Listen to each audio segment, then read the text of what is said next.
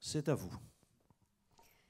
Merci François Héran, ancien directeur de l'Institut national d'études démographiques, démographe comme vous l'avez tous entendu, et qui reste avec nous bien sûr pour cette table ronde. Je vous présente à sa droite Alain Cabras. Alain Cabras est consultant, il se fait du management interculturel, il va nous expliquer de quoi il s'agit un peu plus longuement, mais il va partir des propos de François Héran probablement pour resserrer en plus vers la singularité, vers l'individu.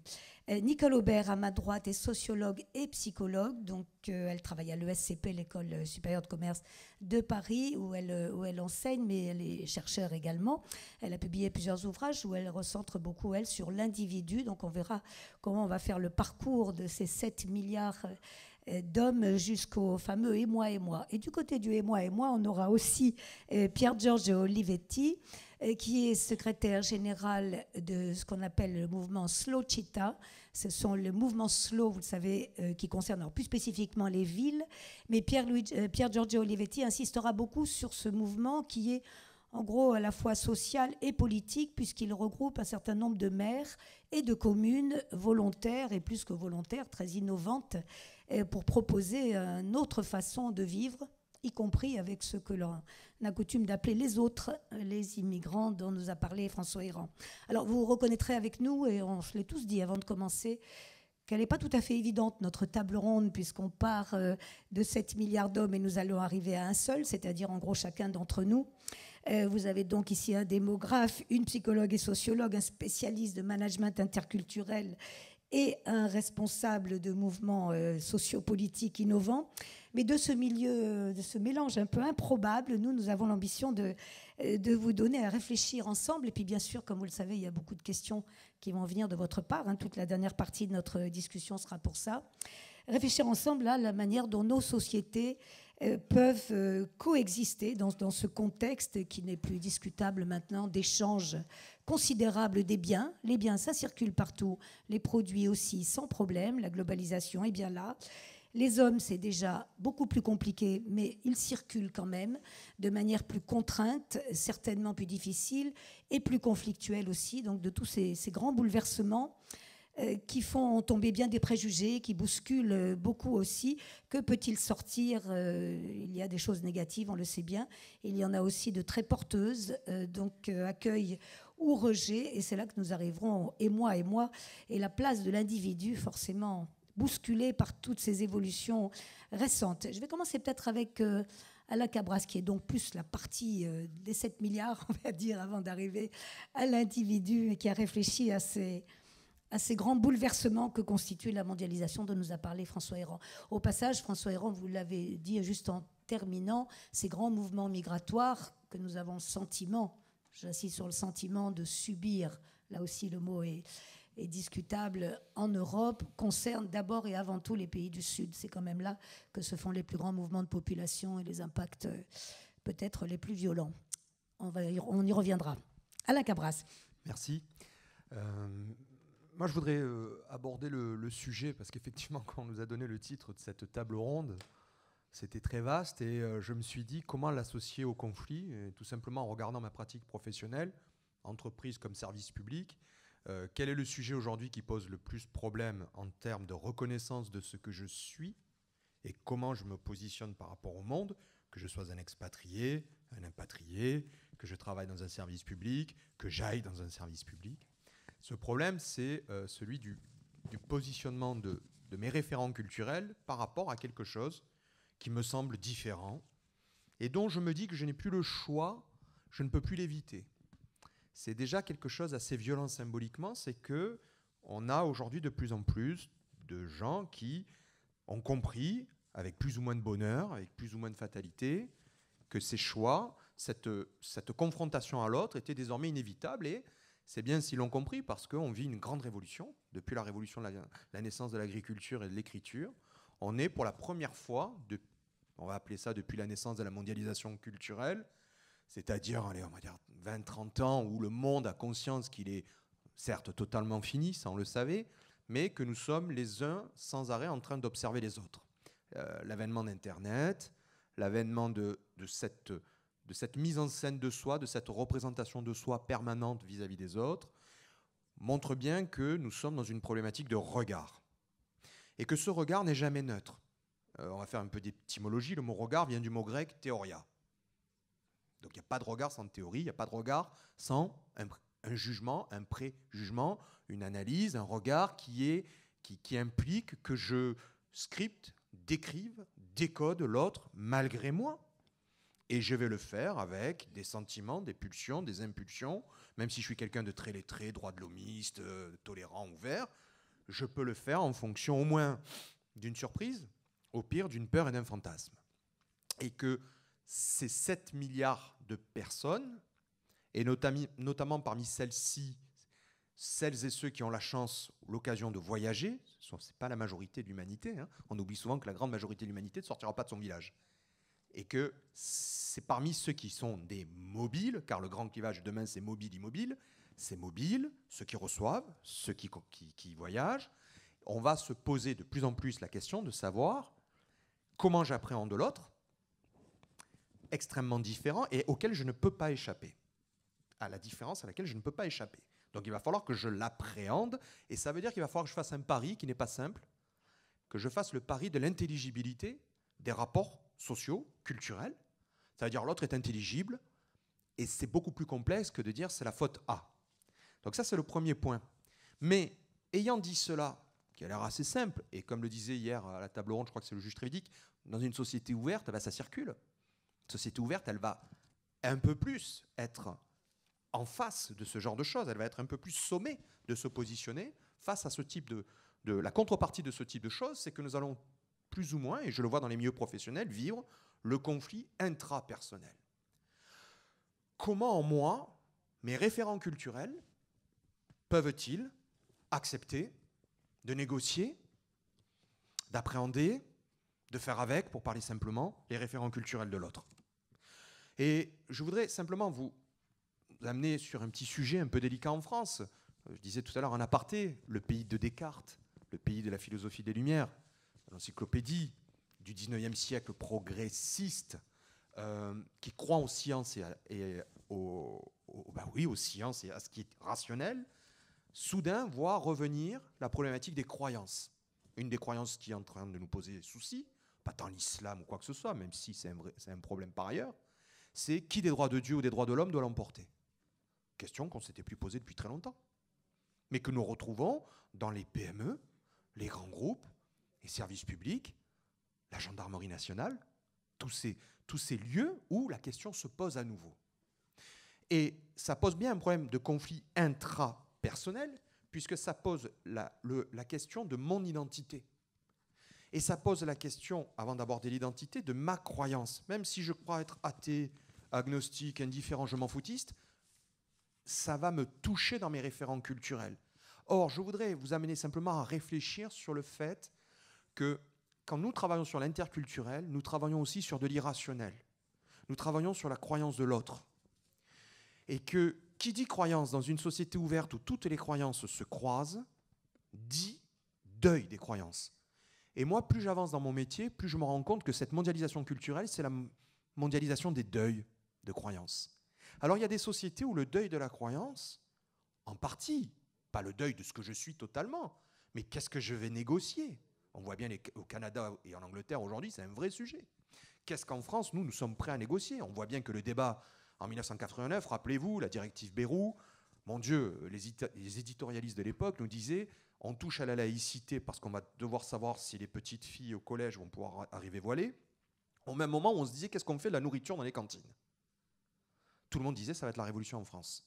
Le voile, bon, c'est un problème, mais on verra. Par contre, toucher à la gastronomie française, c'est impossible. C'est exactement le contraire qui s'est passé. Ça a été la bronca sur le voile. Personne n'a rien dit sur le fait qu'on pouvait prendre un repas, l'enlever, mettre un autre type de repas. Donc la société française a compris et a découvert sur elle-même qu'elle était capable de négocier des valeurs qu'elle pensait être non négociables. C'est pourtant devenu, pardon Alain Cabra, ouais. C'est pourtant devenu un argument politique dans certaines. Récemment. Dans plusieurs parties. Très récemment. C'est très récent. Mais on a vécu quasiment en paix sur ce sujet-là depuis 1989. Mais c'est vrai que ça redevient à l'actualité. Donc, quand on dit deuil de croyance, mais un deuil, c'est très violent. Si vous connaissez un peu la psychologie sur les deuils et l'étude des deuils, il y a 5, 6, 7 étapes selon les écoles de pensée. Comment on aborde un deuil? Qui nous accompagne? Or, l'individu, quand il va même volontairement aller vers l'autre, se met potentiellement dans cet état. Et ça pose un vrai problème, puisque dans la société qui est la nôtre aujourd'hui, où un mot-clé, le mot identité, est devenu tabou, jusqu'à récemment, ça remettait en cause, ou en tout cas en avant, la représentation que j'ai de moi et du groupe auquel j'appartiens, tout en négociant, sans heurter ma logique de l'honneur, sans me désavouer dans ce que je suis, mais tout en acceptant, quelque part, de perdre un peu, ou en tout cas de rendre secondaire une partie de ce que je suis. Et là, ça pose la question de l'identité. Or, nous sommes dans un pays merveilleux sur plein de points, mais où deux grandes catégories je ne dirais pas de politique, je ne veux pas faire le populisme, mais en tout cas d'acteurs de la vie politique, médiatique, de ceux qui peuvent parler, où on a eu un grand débat sur l'identité statique. On s'est battu sur des conceptions de l'identité qui me semblent dépassées quand on voit le monde professionnel aujourd'hui. L'identité étant l'histoire et la géographie. D'où viens-tu? De quelle zone? Et ensuite, on décrivait des droits et des devoirs. Or, il semblerait, et moi je vous cite Lévi-Strauss, à la fin de la grande conférence sur l'identité en 1975, ça datait parce qu'il était déjà très, très âgé, et il nous dit, mais à la fin, qu'est-ce que l'identité? C'est un foyer qui explique bien des choses, 2 points. C'est le croisement d'une histoire, d'une géographie et d'une cause. Donc il nous met face à une notion de l'identité qui est dynamique, vivante, qui va de l'avant. Ça veut dire que qui dit cause dit vision. Or, une vision, on le sait, dans les grandes entreprises, quand on entraîne des gens vers le progrès, qu'il soit celui des bénéfices comme de l'agrandissement de l'entreprise, on sait qu'on ne peut entraîner le groupe qu'ici on a préservé l'essentiel de ce qu'il est. Et dans les entreprises interculturelles ou multiculturelles, on verra la différence peut-être tout à l'heure, ceux qui veulent aller de l'avant, j'ai travaillé avec CMA, CGM, 72 nationalités différentes, le siège est à Marseille, ils savent très bien que quand ils veulent aller à un endroit, il faut que chacun derrière suive bien sûr les objectifs professionnels, mais se sente impacté, concerné dans ce qu'il est. Sinon, ça ne marche pas. Sinon, vous avez des meurtres sur des bateaux, des cargos au large d'une quelconque mer entre habitants de la Malaisie et habitants des Philippines, puisque c'est vraiment le cas. Si on n'a pas su les entraîner tous, qu'est-ce qu'on va préserver de ce que l'on projette? Est-ce que vous voulez dire, Alain Cabras, qu'il faut avoir un sentiment d'appartenance? Parce que là, on reste dans le monde de l'entreprise, qui est le vôtre. Oui, mais même des services publics. Il faut avoir 2 choses. Une culture d'entité ou une culture d'entreprise. Mais une culture d'entité, elle tient sur 2 jambes. Une jambe rationnelle, qu'on appelle des éléments d'identification. À quoi je vais m'identifier rationnellement pour dire oui, ok, je sais ce que je fais ici, je travaille, je sais pourquoi j'y travaille. Donc c'est ce qu'on va appeler les raisons d'avoir. Et une partie qui est le sentiment d'appartenance, qui va dire « Ah, mais je me sens appartenir par ailleurs », parce qu'on peut avoir l'un sans l'autre, qui, elle, répond à la raison d'être. Or, quand nous sommes de la même culture, bon, mais tu travailles chez Leclerc, oui, on bosse, oui, on est maltraité, on a froid, les caissières, on ne touche rien, ouais, bon, on va voir le syndicat, on ne va pas le voir, ouais, c'est le discours patronal, on sait ce que ça veut dire. Mais quand vous êtes d'une autre culture, vous avez besoin d'un supplément d'incarnation qui correspond à votre raison d'être, au-delà de votre raison d'avoir un salaire, d'avoir un statut financier, capital, etc., qui s'impose à vous. Vous avez besoin d'attraper quelque chose de supplémentaire. Regardez, on a des fusions-acquisitions entre cultures du même pays. On nous explique que je crois que Burger King va acheter Quick ou je ne sais pas qui. Ils sont entre Français, ça va se passer entre gens du même métier, d'organisations assez semblables. On sait déjà qu'ils sont en train de mettre des comités pour se traduire entre eux, pour traduire leur conception de la culture de l'organisation qui est la leur, car ils savent très bien que la raison de gagner plus, de s'agrandir pour gagner des marchés ne suffira pas à faire adhérer des salariés qui sont très inquiets du deuil de ce qu'on va leur demander de faire. On reviendra après sur la partie alors plus individu. Je sais que c'est aussi une partie sur laquelle vous avez travaillé, au-delà du sentiment d'appartenance à l'entreprise. Puisqu'on est sur le terrain économique, je vais demander à François Héran un point qu'il n'a pas beaucoup abordé, mais on est directement là sur la question de l'immigration, dont vous avez parlé. La motivation économique est celle qui est mise en avant le plus couramment, bien entendu, dans les circulations des personnes qui vont en chercher un meilleur sort. Je ne parle pas, bien sûr, des situations de conflit, de guerre dont que nous pouvons observer aujourd'hui, évidemment, avec la population syrienne ou avec les conflits du Moyen-Orient, mais plus généralement ce que l'on appelle les migrations économiques, avec cette distinction, pas toujours évidente d'ailleurs. Ça fait partie quand même des points de crispation dans ces grands courants migratoires que l'on observe le plus souvent. Or, il n'est pas du tout prouvé que cela puisse, comme le soutiennent certains partis en France et ailleurs, porter tort aux conditions économiques des pays d'immigration et encore moins des travailleurs. François Héran. Donc, comment analyser ces phénomènes, le coût migratoire au fond Alors, il y a l'intérêt pour les migrants eux-mêmes, puis il y a l'intérêt pour le pays d'accueil. Il y a les deux aspects dans votre question. Les travaux des économistes les plus sérieux qui ont essayé de mesurer l'impact de l'afflux de migrants économiques sur une économie sont finalement assez réservés et tendent à dire que finalement il n'y a pas un impact considérable. Bien sûr, ils viennent remplir des activités qui sont délaissées par les nationaux. On sait par exemple, maintenant tout à fait en détail, qu'il y a à peu près 31% des emplois des entreprises de nettoyage qui sont tenus par des immigrés, que si on ajoute la seconde génération, on dépasse les 50%. Et on a ainsi toute une gradation des emplois. Mais bon, de même dans les hôpitaux pourraient difficilement fonctionner sans l'apport des immigrés ou des enfants d'immigrés. En Angleterre, c'est encore plus frappant qu'en France, d'ailleurs, dans le monde hospitalier.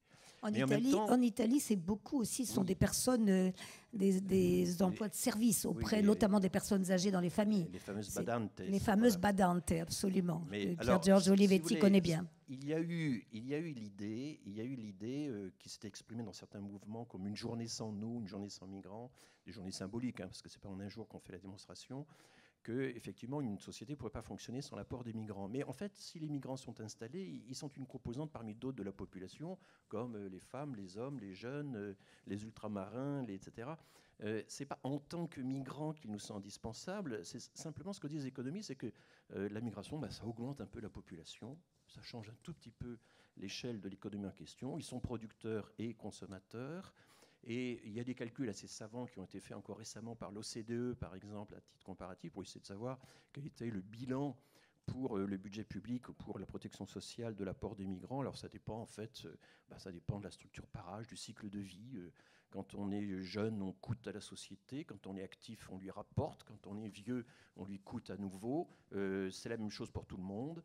Et du coup, selon que les migrants sont plus ou moins jeunes ou pas, ont remplacé ou pas les migrants des générations précédentes, le calcul va un petit peu changer. Mais finalement, les économistes disent tout ça, beaucoup de bruit pour rien. Enfin, c'est pas vraiment là le fondement. Évidemment, pour les intéressés, c'est fondamental de trouver du travail. Moi, je dirais qu'en réalité, et quand j'étais directeur de l'INED, il y avait des gens qui me demandaient souvent, mais donnez-nous des arguments pour justifier l'immigration d'un point de vue économique ou migratoire.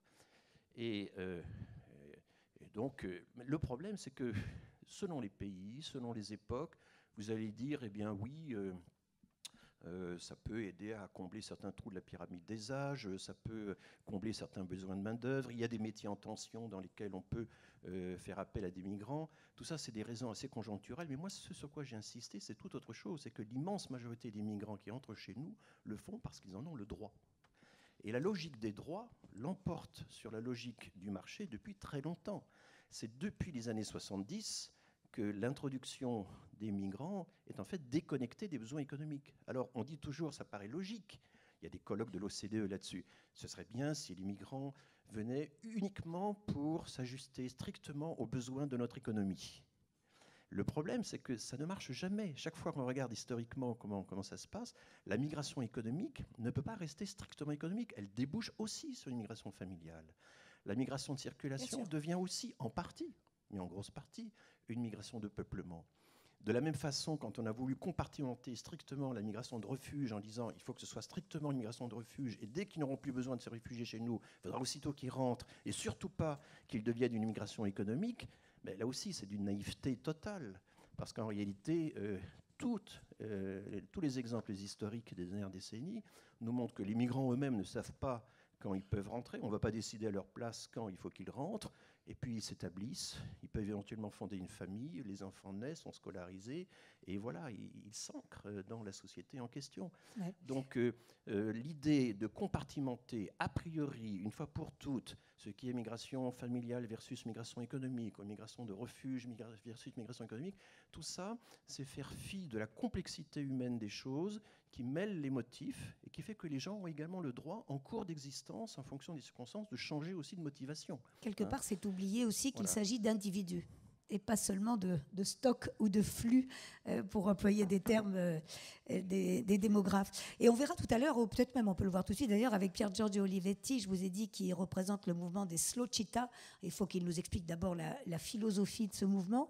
Mais on verra que justement, dans cette partie d'appropriation, au fond, par les nouveaux arrivants, on va dire, migrants ou ceux qui choisissent de s'installer dans ces villes, comment se fait cette intégration dans la ville. Peut-être qu'on peut tout de suite, avec vous, Pier Giorgio, raconter de quoi l'on parle. Alors, on vous avait prévenu, c'est un peu acrobatique de passer des 6 milliards, des 7 milliards d'hommes dont nous parlait François Héran en commençant, au mouvement des slow cheetahs, qui d'ailleurs ne sont pas forcément de grandes villes, au contraire. Mais dites-nous d'abord quelle est sa philosophie et on verra après comment elle intègre de manière assez exemplaire sa population, d'où qu'elle vienne. Pier Giorgio. Merci, grazie. Grazie. Merci. Bonjour à tout le monde. Scusate, parlo italiano. Excusez-moi, je parle italien. Perché François mi obbliga a parlare italiano, non François m'a inglese. obligé a parler italien. L'argomento è molto serio. Io rappresento qui una famiglia di 220 città in 30 paesi. Je représente une famille de 220 pays dans 220 in 30 paesi. 220 villes dans 30 pays au total. E queste città, piccole città, tra 50.000 e 100.000 abitanti circa, donc ces villes entre 50 000 et 100 000 habitants hanno en messo moyenne, al centro dell'attenzione l'identità, la sostenibilità e anche la responsabilità. ont mis au centre de l'attention le développement durable et la responsabilité. Et l'identité. Et l'identité. Naturalmente sotto il nostro payoff, dicono in inglese, il nostro sottotitolo è Rete internazionale città del buon vivere. Alors en sous-titre, on pourrait dire réseau international della ville de bon vivre. No, des villes où l'on vit bien, allez, on va dire ça comme ça, ça vous va? Del buon vivere, ma buon vivre, cosa significa buon vivere? Qu'est-ce que ça signifie, le bon vivre?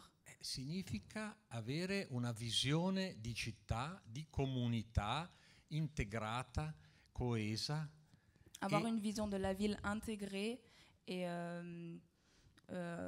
en cohésion. Per il futuro. Questo è già successo nel passato. Ricordiamoci che Seneca, a proposito, era uno spagnolo immigrato a Roma, era un indigeno. Et ceci est déjà arrivé dans le passé. Nous avons Seneca qui est qui était un espagnol et qui a immigré à Rome. Uno dei più grandi intellettuali e storici di Roma antica, no? Padre e figlio. Okay. Immigrato, extracomunitario. No? C'était un émigré.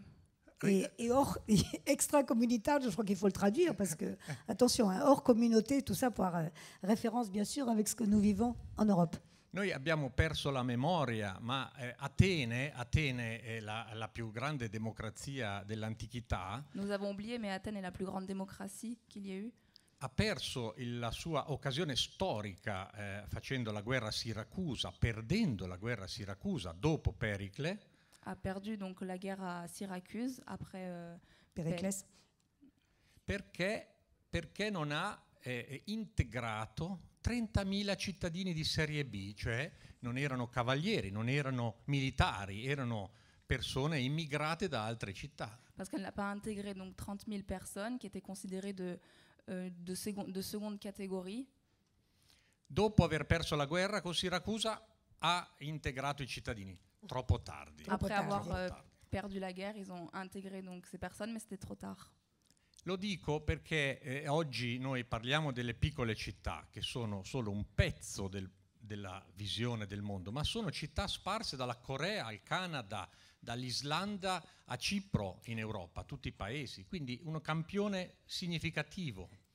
Oui, je dis ça parce que justement là on parle de plusieurs pays, donc 30 pays, et qui sont très significatifs. Et Oui, attends, on va ajouter, excusez-moi, hein, mais on traduit ensemble, mais qui viennent de partout, hein, vous l'avez bien dit, qui viennent aussi bien de Chypre, mais que du Canada, de partout. C'est donc ce que vous dites, un campione, un échantillon très représentatif. Il faut bien avoir ça en tête, c'est qu'on est sur de l'immigration, un peu comme nous la vivons aujourd'hui, qui vient de partout.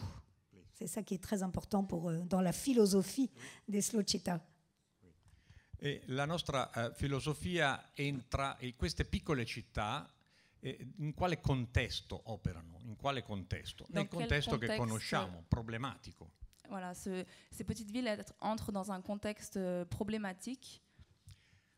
C'è una crisi di complessità. Il y a une crise de complexité. E come abbiamo detto e come avete detto nei colloqui qui a Cannes, abbiamo una crisi finanziaria. Nous avons une crise financière, comme il a été dit dans les colloques de Cannes. Ambientale e sociale.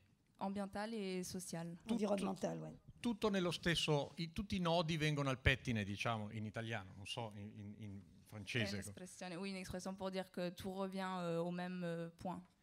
Ma scientificamente noi sappiamo già tutto. Sappiamo già tutto, non c'è bisogno di parlare del rapporto sui limiti dello sviluppo del Club di Roma, ricordate, 1971-73, limiti dello sviluppo. De manière scientifique, nous savons déjà tout. Nous avons l'exemple de Roma. Le Club de Rome en 1945. Ma naturalmente ci sono altri problemi correlati. Pensate solo al rapporto Brundtland nel 1987, quando abbiamo scritto nel 1987, le parole hanno un loro peso, che la Terra l'abbiamo presa in prestito dai nostri figli e nipoti.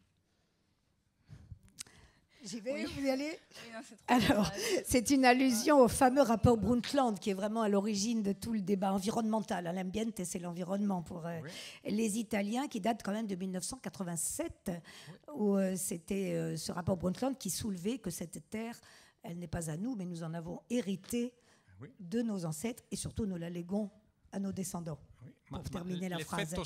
Effetto serra, noi ne Et que parliamo. tout se tient, vous dites, hein, tout est lié. Esatto, l'effetto serra lo conosciamo dal 1976. Nous Abbiamo connaissons dato il Nobel l'effet de a serre. Sherwood Rowland, no? 1976. Depuis 1967, nous connaissons l'effet de serre.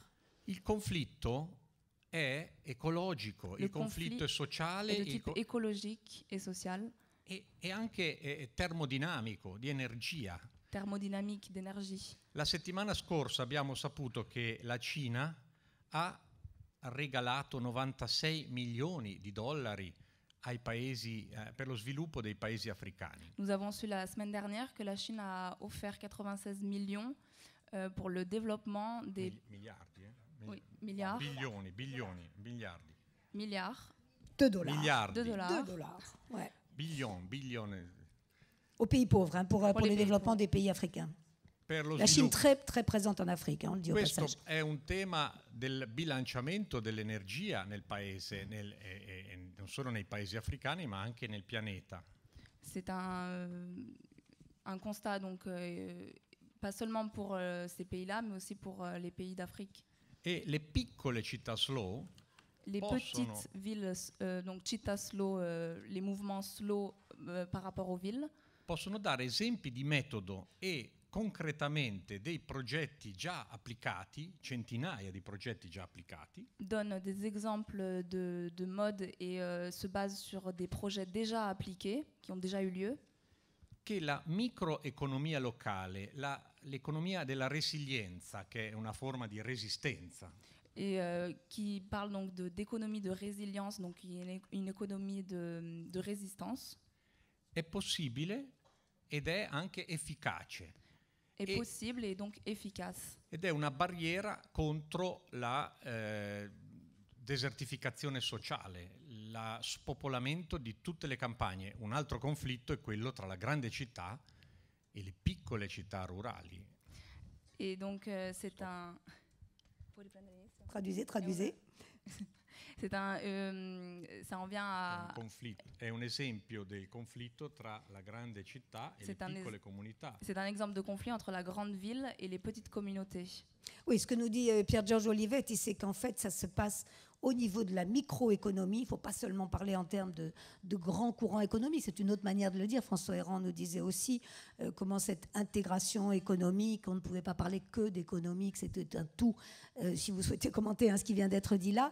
Et ce que défend beaucoup Piergiorgio Olivetti, avec je le dis parce que je connais leur travail, avec beaucoup d'efficacité, c'est que dans ces villes, précisément, très innovantes, qui font partir beaucoup de projets qui ensuite sont destinés à essaimer vers les métropoles. On a un peu trop tendance à penser que tout peut venir des grandes métropoles ou des grands courants économiques de la macro vers le plus petit. Or, vous défendez l'inverse. Et on va y revenir, y compris en termes d'émigration, puisque vous parlez de villes où l'on retrouve une cinquantaine de nationalités, comme on l'a dit dans d'autres. François Héran. On va brancher votre micro, suite François Héran, merci.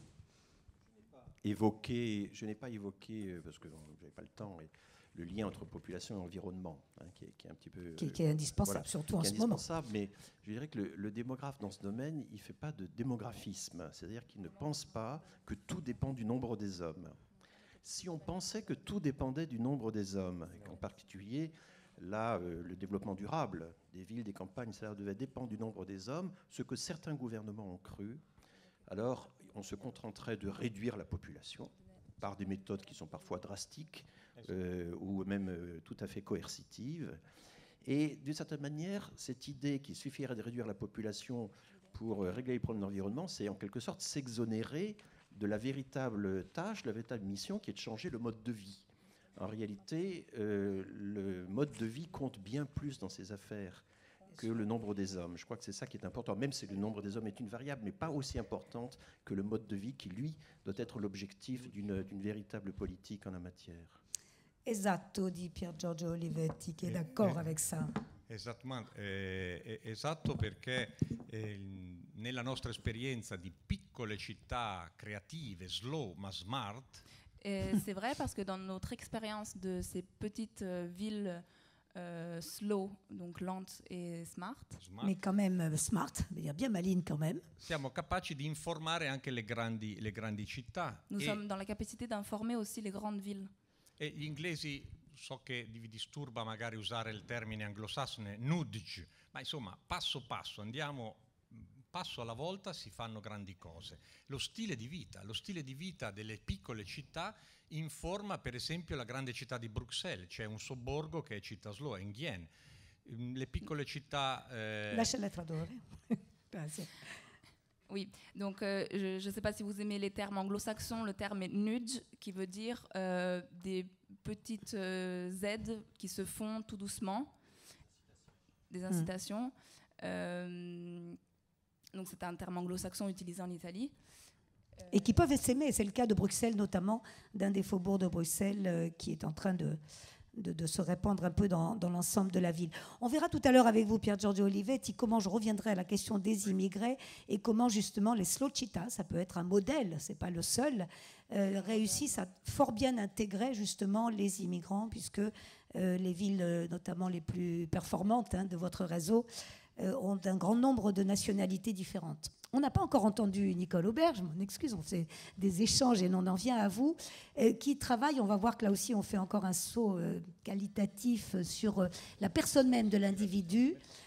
Avec vous, Nicole Aubert, vous travaillez sur la notion sur comment l'individu peut, dans ce monde quand même très agité que nous décrivons depuis un moment, se retrouver et parvenir à rester lui-même, très bousculé par ce que vous appelez l'hypermodernité. On peut partir de ce concept et je vous laisse le développer. Si vous avez un micro près de vous, je vous en prie.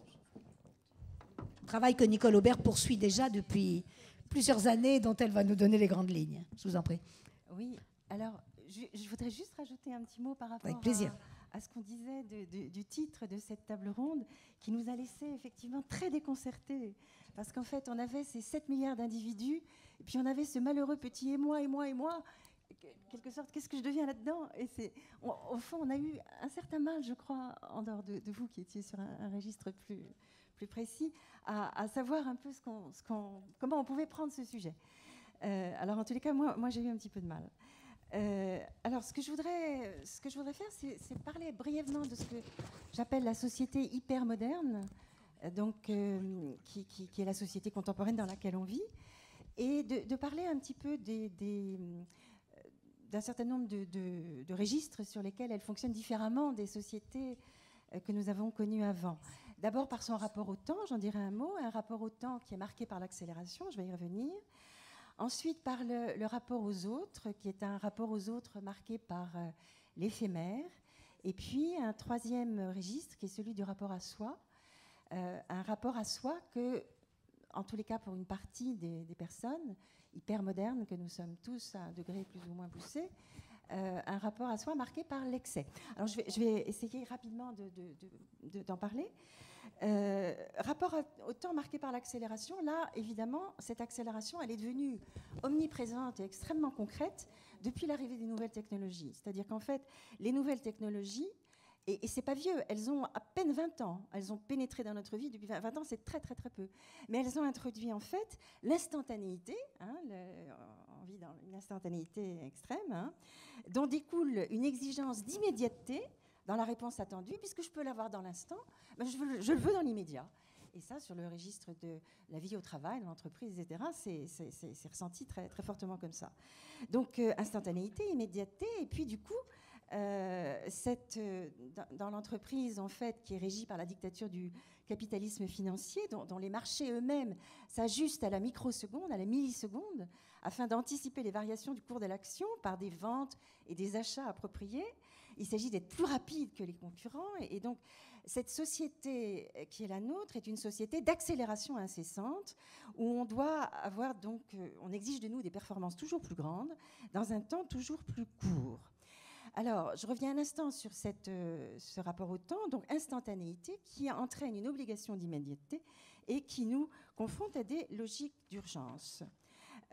Logique d'urgence qu'on voit beaucoup plus qu'avant. Avant, l'urgence, c'était quelque chose qui était absolument réservé au domaine médical et au domaine juridique. Le domaine juridique avec la procédure du référé qui va empêcher que quelque chose d'inéluctable se produise, on ne pourra pas revenir en arrière. Et urgence dans le domaine médical, là aussi tout le monde voit ce dont il s'agit, c'est sinon, si on n'intervient pas très vite, on peut mourir. Donc là, l'idée c'est que justement cette urgence, cette accélération, elles vont envahir le quotidien de notre vie. Alors, alors je vais essayer de montrer donc, ça par rapport dans le rapport à soi et le rapport aux autres.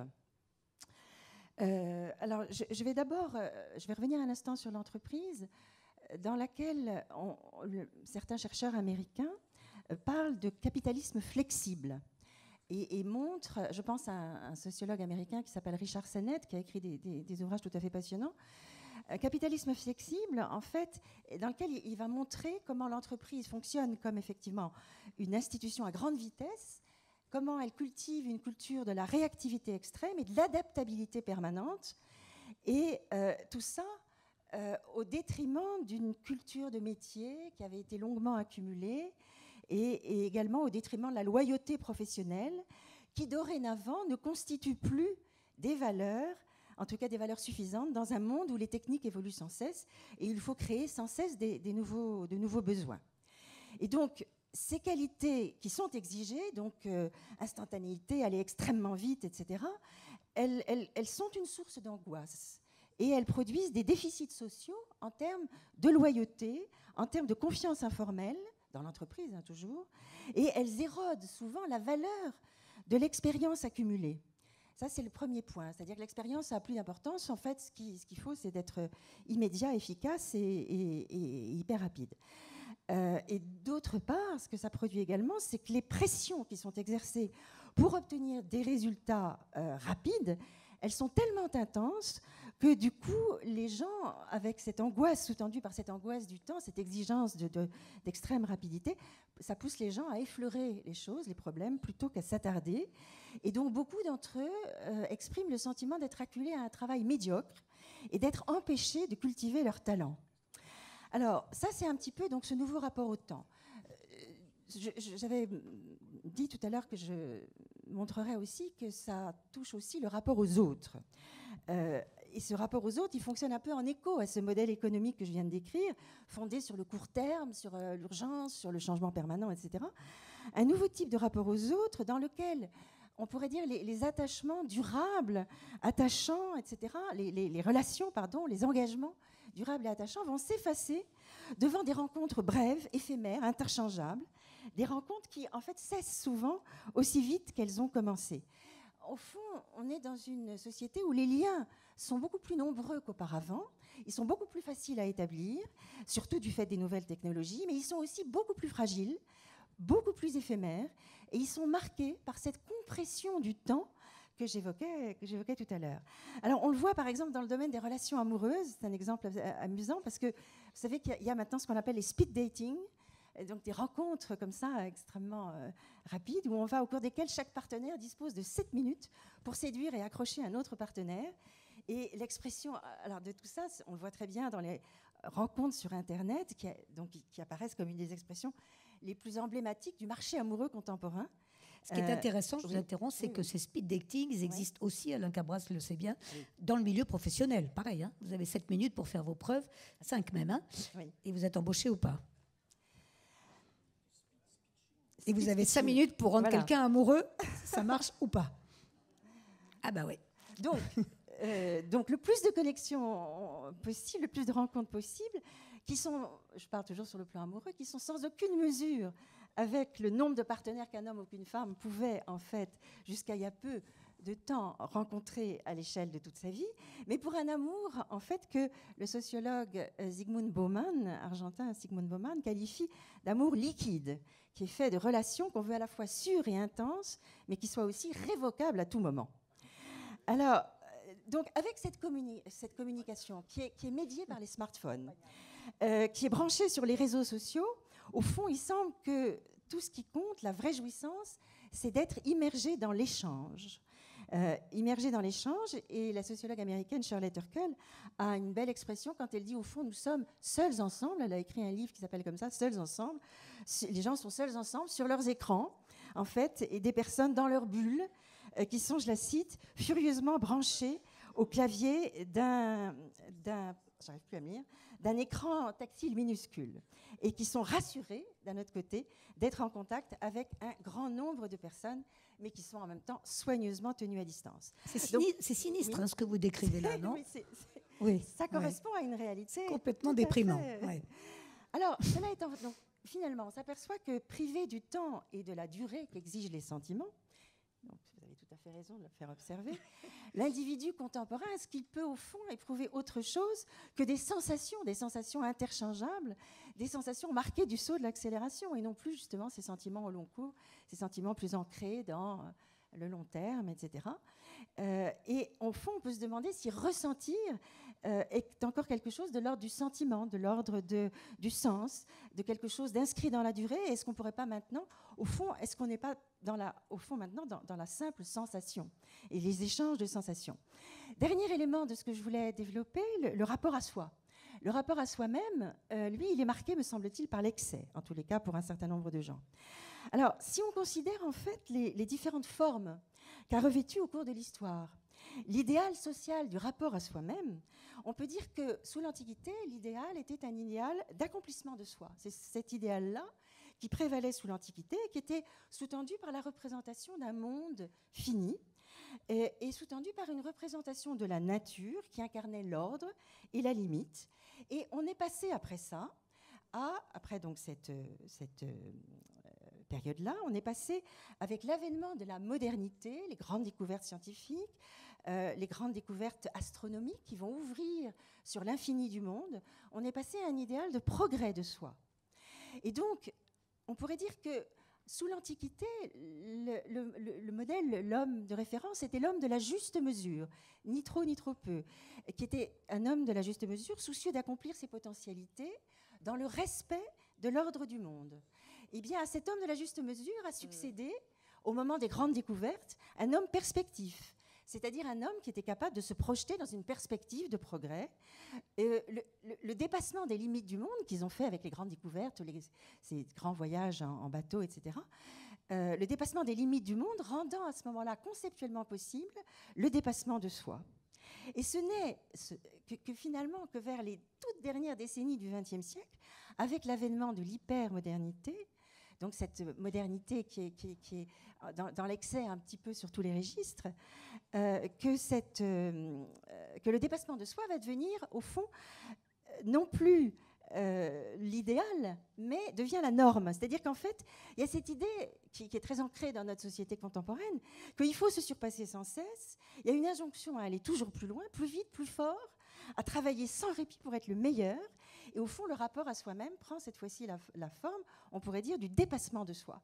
Un dépassement de soi. Je vois des dénégations du côté d'Alain Cabras. Je sens qu'il ne va pas être tout à fait d'accord avec votre analyse. On va le voir. Alors, ce modèle du dépassement de soi, il a aussi son envers, qui est celui de l'accélération de soi. Et l'accélération dans laquelle nous vivons tous est quelque chose, là aussi, finalement, de relativement récent. Hein. C'est-à-dire qu'en fait, les individus que nous sommes sont enfermés dans une temporalité qui est quand même ultra courte. Nous sommes hyper connectés en permanence. Quand nous sommes dans notre registre professionnel, nous sommes sommés d'accélérer toujours plus dans notre travail. Et l'individu donc contemporain vit en quelque sorte dans un rapport un peu compulsif à l'instant présent, sans plus vraiment pouvoir ni vouloir se projeter dans le futur. Alors je vous interromps une seconde, Nicole Aubert. Vous reviendrez après sur, sur la suite. Juste pourquoi, Alain Cabras, réagissez-vous de cette manière? Et l'autre question que je voudrais poser à Nicole Aubert, mais elle y reviendra après, c'est est-ce que cette tension comme ça, repliée vers soi-même, le dépassement de soi, passe par l'exclusion de l'autre, qui est quand même notre thème dans ce débat. Alain Cabras. Je fais non de la tête parce que, bien sûr qu'on est dans l'immédiateté de l'information et qu'elle se fait au détriment de la connaissance générale, des connaissances en particulier. On est d'accord, c'est l'hystérisation médiatique et c'est assez destructeur. Mais moi, ce que j'observe dans les milieux professionnels où que j'aille, quand ils sont en rapport avec l'altérité, la diversité, donc il y a ce conflit interne, je reviens sur l'intrapersonnel qui me semble être le plus dévastateur pour un être humain, parce qu'il passe à l'acte après, quand il ne sait pas le contourner. Ce n'est pas la possibilité, l'obligation de toujours se dépasser, se surpasser que j'observe, c'est ce que Jung appelait l'individuation. C'est-à-dire aujourd'hui, comment dans toute ma vie, avec tout ce que j'ai pu gagner, acquérir, etc., je vais aller au bout de moi-même. Je ne dis pas que dans l'hypercapitalisme, l'art de se dépasser, l'injonction de se dépasser en permanence n'existe pas, bien entendu. Mais je crois qu'aujourd'hui, ce qui fait souffrir les gens, ou qui les remet en cause, sans employer le mot de souffrance, c'est est-ce que je vais arriver à aller au bout de ce que je suis? Et c'est là où je reviens au débat de tout à l'heure, qui des droits de Dieu et des droits de l'homme l'emporte. Parce que, y compris dans ce qu'on a vu récemment avec le passage à l'acte et la violence de ces fous furieux qui ont tué des gens comme ça, on voit bien quand on essaie de les étudier, on peut dire oui, c'est social, etc. Non, c'est Dieu, c'est la croyance en une religion. Mais quand on fait l'étude de ce que ces gens ont laissé ou dit, c'est que ce sont des grands paumés, parce qu'ils n'arrivaient plus à savoir ce qui tenait du père, de ce qui tenait des repères, pour avoir une place parmi leurs pères. Phrase de Lacan, sans père ni repère, pas de place parmi mes pères. Et c'est ça le sujet. Bien sûr, il faut se dépasser, l'hypercapitalisme nous pousse à ça. Mais une partie du stress qui arrive aujourd'hui, me semble-t-il, dans la société qui est la nôtre, et qui est globalisée, hein, on la vit tous, c'est comment puis-je être moi-même, aller au bout de ce que je suis. Enfin, si je le dis de manière chrétienne, qu'as-tu fait de ton talent? Et ça, c'est un vrai sujet qui, me semble-t-il, pose des questions à la fois horizontales, parmi les repères qu'on m'a donnés, c'est-à-dire le triptyque famille, éducation, religion, ou religiosité, si religion vous dérange, et en même temps, ce que j'ai eu en héritage quand je suis né. J'étais quoi, dans une famille de communistes, j'étais dans une famille de cathos, j'étais dans quoi? Et cette jonction pose aujourd'hui le problème de ma place parmi les autres, donc de ce que je suis et que Jung appelait l'individuation. Voilà, je voulais faire ce complément. D'accord, mais je vous pose la question à tous les deux, peut-être Alain Cabras répond en premier, et pour revenir à l'actualité dont vous venez de parler à l'instant, est-ce qu'il n'y a pas aussi vous dites ne pas se trouver bien parmi ses pairs, PAIRS, on vous entend, avec le rejet du PRPE. Est-ce ça passe donc par la haine de l'autre, par l'incapacité à se trouver bien au milieu des autres? Mais quand vous n'êtes pas capable de répondre à la question de d'où je viens, où je suis et vers quoi je veux aller, c'est d'abord une haine de soi, un mépris absolu.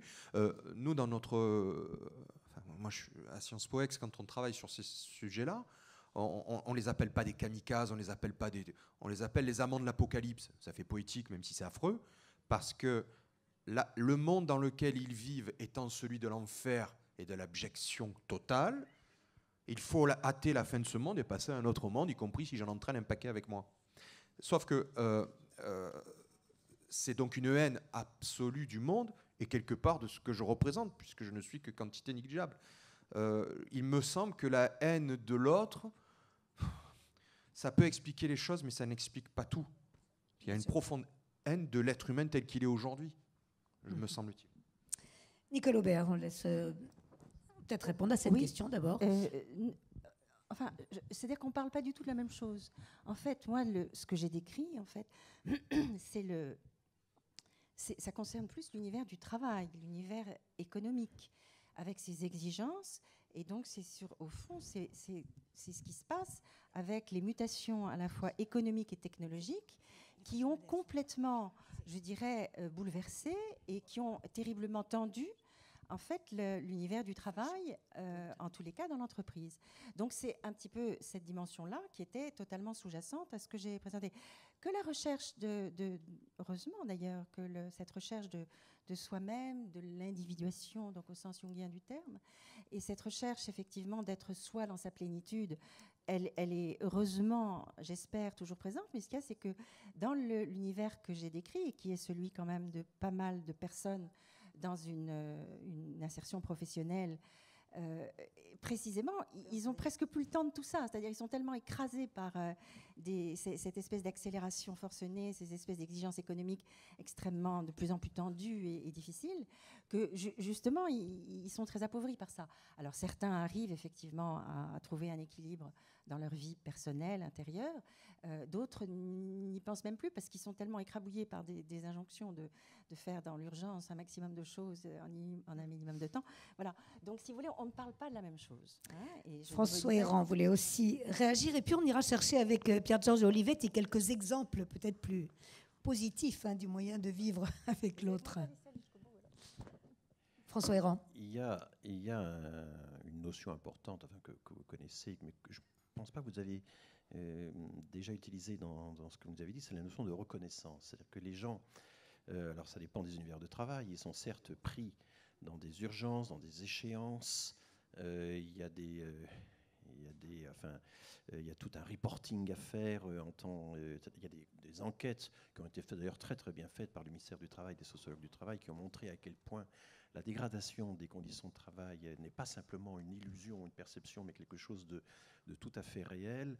Il n'y a pas seulement d'ailleurs la pression temporelle, il y a aussi le fait qu'on est de plus en plus affronté aux exigences des usagers. Par exemple, les infirmières ou le personnel hospitalier a affaire avec des malades de plus en plus exigeants, avec des familles de plus en plus exigeantes. Entre autres, il y a les questions effectivement religieuses, etc. Mais ça n'est qu'un exemple de tout ça. Exigeant et informé aussi. Voilà. Et informé pour les raisons que vous dites. Voilà. Et ceci, quand on a managé, moi j'ai dirigé un institut pendant 10 ans et je manage encore une équipe importante aujourd'hui, on voit qu'au-delà de toutes ces questions qui sont vraiment très très réelles, il y a aussi un besoin profond de reconnaissance. Moi j'ai affaire par exemple à des anciens qui, dès qu'ils ont à faire un travail ingrat, essaient de trouver des esclaves pour le faire à leur place. Et ils voudraient que le recrutement consiste à embaucher des gens de basse qualification pour pouvoir faire ce travail à sa place. Quand j'étais jeune, j'ai commencé à travailler à l'INSEE dans les années 80. Il y avait un pool de secrétaires, il y avait ce qu'on appelait les OS du tertiaire. C'était une notion qui était très importante à l'époque dans la sociologie du travail. On ne tapait pas les textes soi-même, on les donnait à taper, on allait voir une contre-maîtresse qui dominait un pool d'une trentaine de secrétaires. S'il y avait une justification à faire à droite du texte, ce n'était pas la même secrétaire, la même machine, etc. C'était vraiment très impressionnant et c'était de la frappe au kilomètre, c'était de l'exécution. Tout ça a totalement disparu et moi je suis très frappé par le fait que les anciennes générations ont encore beaucoup de mal à se faire à la disparition de ces hiérarchies entre donneurs d'ordre et exécutants. Et je leur dis, je vais vous donner un exemple, quelqu'un qui devait faire un mailing, un envoi en nombre, mais quand même personnalisé, à 200 personnes pour leur annoncer que leur projet de recherche avait soit échoué, soit réussi dans un appel d'offres. Bon, il existe maintenant des moyens techniques de publipostage qui permettent de combiner Word et Excel, et en un quart d'heure, vous faites le travail. Mais les anciens, ne s'étant pas formés, considèrent j'aurais dû recruter quelqu'un pour les aider à faire pendant des heures et des heures ou des jours ce fameux mailing. C'est un conflit qui est tout à fait typique de ce qu'on rencontre aujourd'hui. Alors je pense que l'exigence temporelle qui peut être réglée par des problèmes des outils techniques quand même formidables. Enfin, je trouve que l'augmentation de la productivité dans un certain nombre de domaines est quand même extraordinaire. Il faut plutôt la saluer. Moi, je trouve formidable pouvoir faire un mailing personnalisé à 200 personnes à la fois sans réduire en esclavage des employés. Enfin, je trouve que c'est quand même...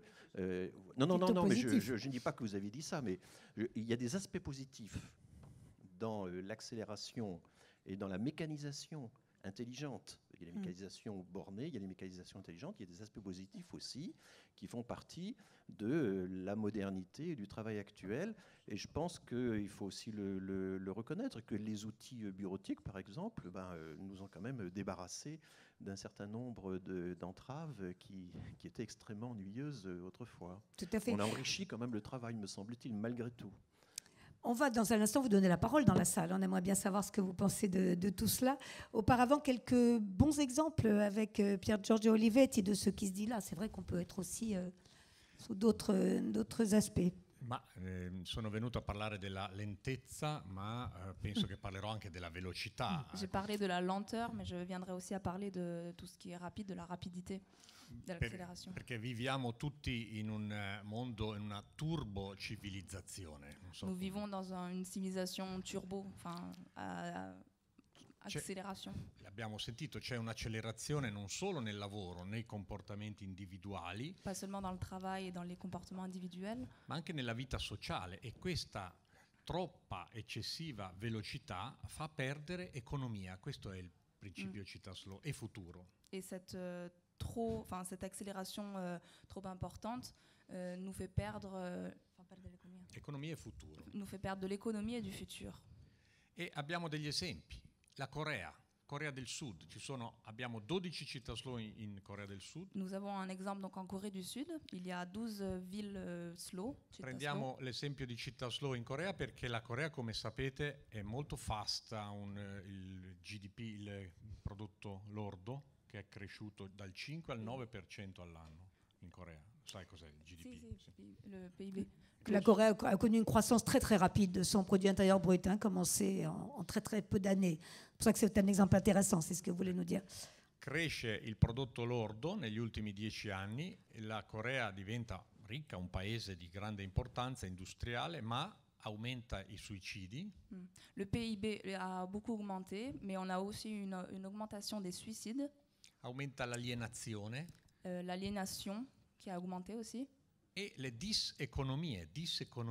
Ci sono gli impiegati di un'importante ditta che fa i telefonini, famosissima della Corea, possiamo anche dirlo se volete. Nous avons les employés d'une très importante société en Corée. Che hanno lo stipendio il doppio della media degli altri. Qui ont un salaire qui équivaut quasiment au double comparé aux autres employés. Bene, dopo 10 anni era lo status sociale diventare impiegato dell'azienda di telefonini, no? Donc après 10 ans, après avoir être devenu 10 anni di competizione, tutti i giovani coreani volevano diventare. Pour avoir ce statut social. Oggi c'è un plateau e una anche discesa perché è chiesto tutto. Tu sei dipendente mio dalle 6 del mattino alle 10 di sera. No tempo famiglia, no tempo per la tua vita. Il y a eu une sorte de plateau, enfin un plafond. Et le problème, c'est que à ses employés, il était demandé de ne plus avoir de vie de famille, de commencer très tôt, 6 heures du matin. Oui, en fait, c'est une descente très rapide parce qu'ils se sont rendus compte qu'ils étaient devenus proprement des esclaves, justement, de ce travail qu'ils avaient tant souhaité pourtant. E tornano al loro villaggio, riscoprono le case di legno Hanuk tradizionali. Et ils reviennent à leurs coutumes traditionnelles, l'artigianato, tout ce qui est artisanal, leurs maisons faites en bois. Ils rentrent dans leur village. Il computer non è un ritorno al passato. L'ordinateur n'est pas un retour au passé. Perché Citaslow è selezioniamo il meglio del presente e il meglio del passato. Citaslow ne veut pas dire retourner que en arrière, il prend le bon du passé. Ce que vous voulez dire dans cet exemple, Pier Giorgio Olivetti, c'est qu'il ne laisse pas tomber l'ordinateur. Non lasciano il computer. Non è che lo lasciano, vero? Non lasciano il computer, ma neanche la cultura tradizionale. Ni même la culture traditionnelle.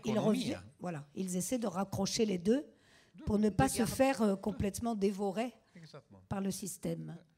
Je vois Alain Cabras qui veut réagir, ou François Héran, si vous voulez, bien sûr. J'avais envie de faire... Et ils sont plus heureux, ajoute Pier Giorgio. J'avais envie de faire une corrélation, mais tout à fait sauvage, et qu'il faudrait vraiment contrôler avec le taux de fécondité de la Corée du Sud, qui est un des plus bas du monde, qui est à 1,2, 1,3, qui est un des...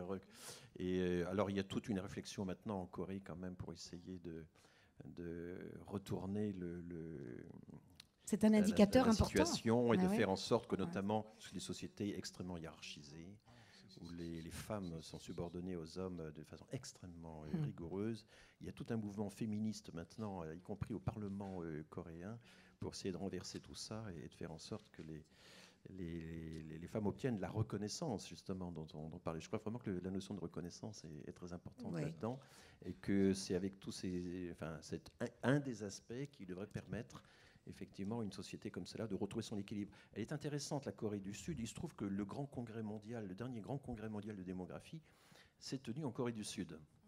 Du coup, on a eu droit à des exposés tout à fait passionnants sur la Corée du Sud. C'est le pays qui, au monde, a eu les indicateurs démographiques qui ont le plus rapidement évolué. C'était une société extraordinairement pauvre et archaïque dans les années 50, avec des taux de fécondité extrêmement élevés et qui a connu un développement mais absolument prodigieux. Fulgurant, c'est fulgurant.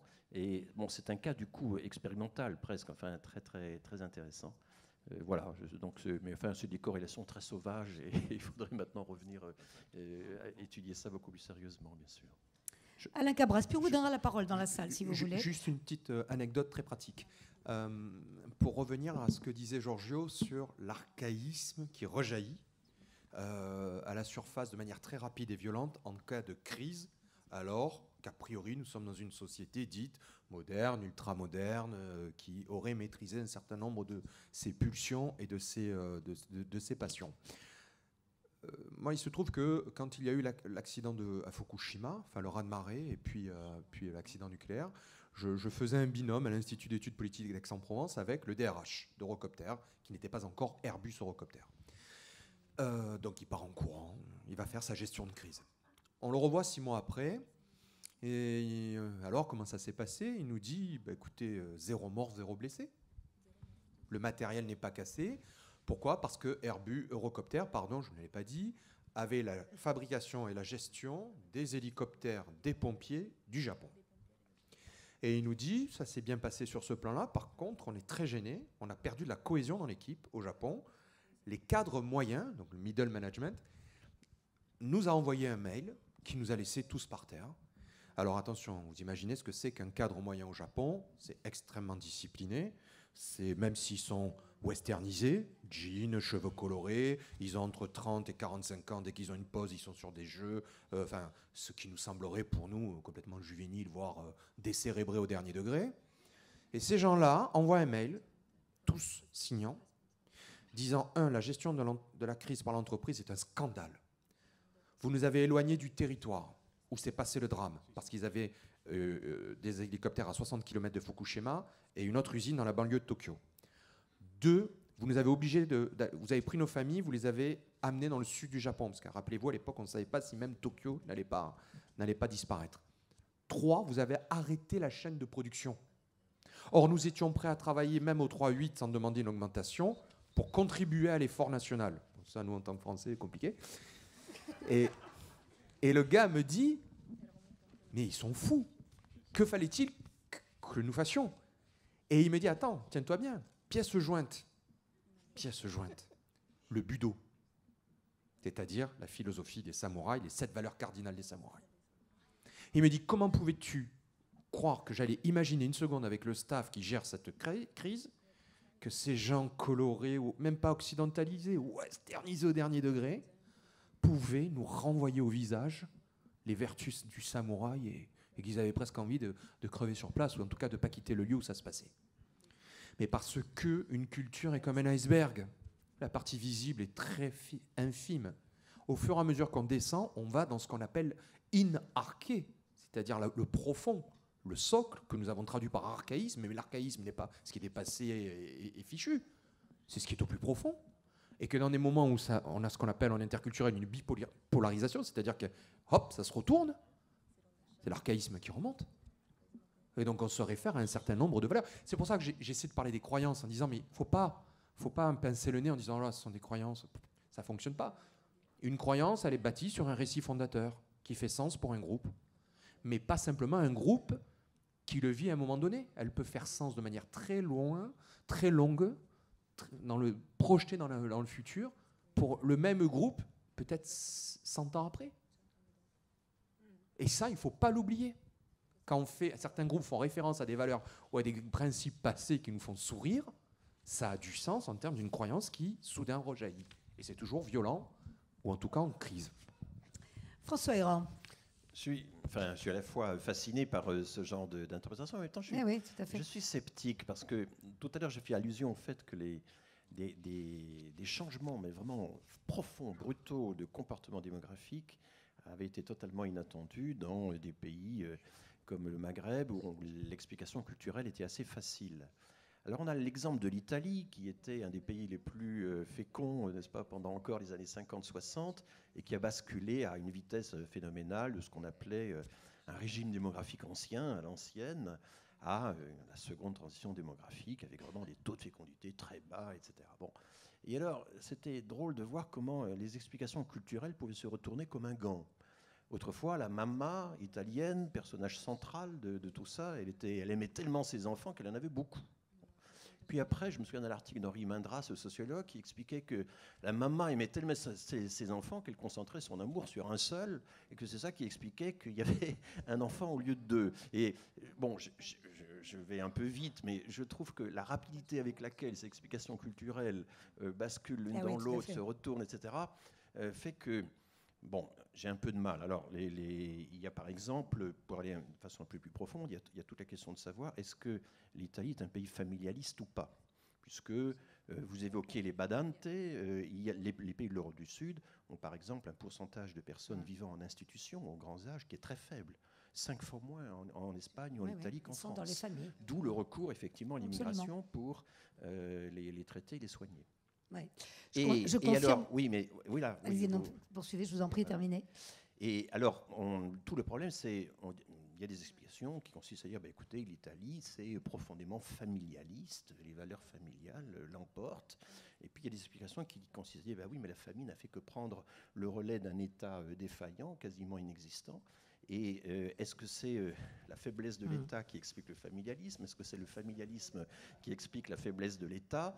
Les deux explications existent, et pour l'instant, on a quand même beaucoup de mal à trancher. Moi, je suis plutôt de ceux qui pensent qu'en réalité, c'est la faiblesse de l'organisation, l'insuffisance de la protection sociale, qui n'a pas besoin d'être organisée à la française, qui peut l'être selon d'autres principes, mais qui fait que finalement, avec le chômage de masse, les soins aux personnes âgées, les soins aux enfants, puisqu'il n'y a pas de crèche, il y a très peu d'aide, tout ça, finalement c'est la famille qui le prend en charge et qui amortit tout ça, faute d'un État suffisamment fort pour le prendre en charge. Donc vous voyez, toutes ces explications sont quand même très difficiles à étayer, c'est complexe, sont très labiles. Voilà. Enfin, moi je confirme quand même que la maman reste un personnage central. Qu'il y ait un enfant ou 6 en Italie, je peux vous dire, ça reste important. Pier Giorgio, d'accord. Quante ore avrei per rispondere? Combien d'heures j'aurai pour répondre à ce qui vient d'être dit sur l'Italie? On va aller dans la salle, si vous le voulez, parce qu'on en parle depuis un petit moment. Avez-vous des questions ou des réactions, des commentaires sur tout ce que nous disons là, qui vient d'horizons très différents, hein. On a bien insisté dessus, à la fois la démographie,